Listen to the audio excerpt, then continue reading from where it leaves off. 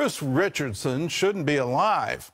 He had a 100% blockage in an artery, and minutes after he collapsed onto the floor, doctors were ready to call the time of his death. Here's what saved his life.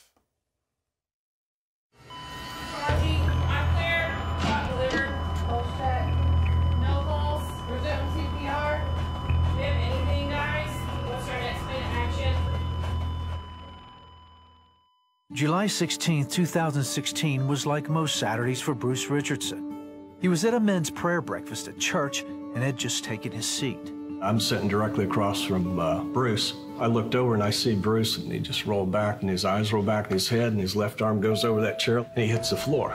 The men started CPR and called 911. EMTs arrived within minutes and confirmed Bruce was having a massive heart attack. Started giving the proper medications that we needed to give. We defibrillated several times throughout the run, and nothing just seemed to be working. For all purposes, he was gone. We hadn't seen him breathing. Nobody said anything about a heartbeat, and so we began to pray. After 20 minutes, when he was still in VFib, it was time to make some other decisions. Out of options, they called the ER and reached Dr. Ryan Bentz. As a last-ditch effort, he told them to try a radical, seldom-used technique. Had them hook up 2 defibrillators to the patient and almost simultaneously shock using the 2 defibrillators, and they were able to get a pulse back. As Bruce was being rushed to the ER, his wife Dee had been contacted and was on her way to the hospital with a friend from church. The only thing they told her was that Bruce had passed out. I had a fear of the unknown. I didn't know what the pass out meant. Your mind can go in many different directions. I just wanted to get to the hospital. Meanwhile, the ambulance had gotten Bruce to the hospital, but his heart had stopped again.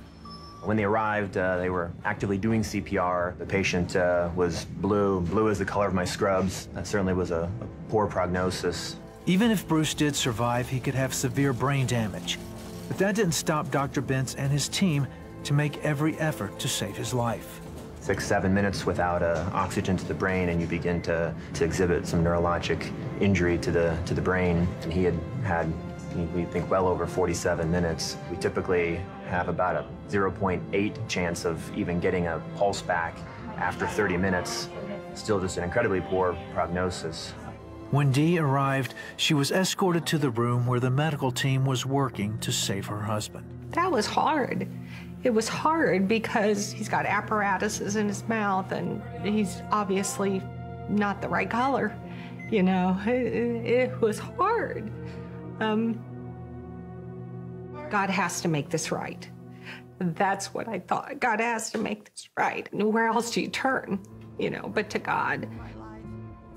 Dee wasn't the only one crying out to God. The men from church and other friends came to pray.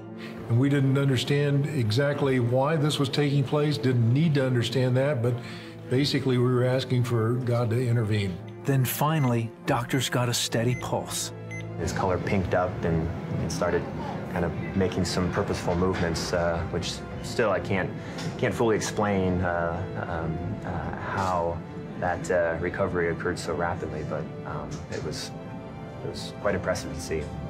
Dr. Bentz said to me, he said, "I think we've seen a miracle here today."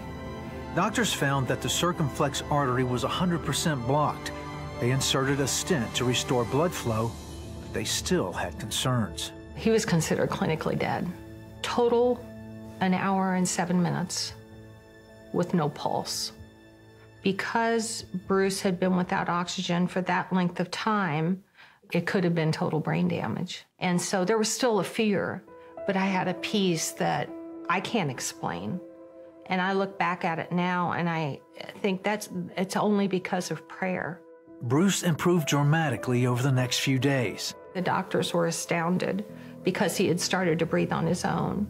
And when the respiratory therapist took the vent tube out, he said, "Hello." And, you know, we all just looked at each other and he just looked at us. Bruce just stared at us. And I truly believe God was saying to us through Bruce, "I'm here." I am working in this situation. And it gave us that peace. In less than a week, Bruce was cleared to go home. It is just an absolute miracle that I was able to walk out of that hospital 6 days later. I'm only here because of prayer. Today, Bruce is healthy and shows no sign of brain damage. He loves spending time with his family and sharing his miracle with others. I believe I'm here to share the story of hope and encouragement to those who don't have some hope and encouragement, and to believe in prayer, the power of prayer. I know that God was a miracle working God because that's his promise, that I will never leave you or I will never forsake you. And I thank God that day that he didn't. So I'm thankful, I'm grateful, and I know God has done this to give other people hope, and I hope it does. I hope it gives you hope, because faith is the things that we hope for. It's the substance of that. And when you have hope that God will intervene, then you know a miracle is coming your way.